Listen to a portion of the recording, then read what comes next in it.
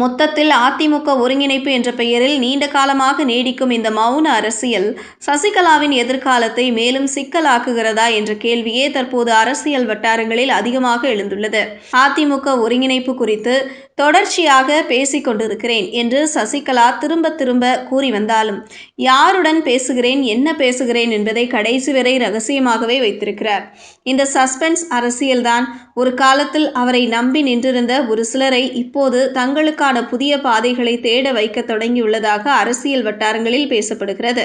சசிகலாவின் அரசியல் நிலை எவ்வளவு தனிமையாக மாறியிருக்கிறது என்பதற்கு அண்மையில் மதுரை மீனாட்சி அம்மன் கோவிலுக்கு அவர் சென்ற நிகழ்வே ஒரு உதாரணமாக சுட்டிக்காட்டப்படுகிறது. அந்த பயணத்தில் சசிகலாவுடன் அவரது தனிப்பட்ட உதவியாளர் மட்டுமே வந்திருந்தார்.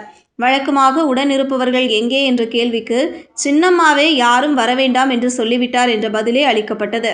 அதனால் சசிகலா அரசியலில் தனிமைப்படுத்தப்பட்டு விட்டாரா என்ற கேள்வி எழுந்துள்ளது.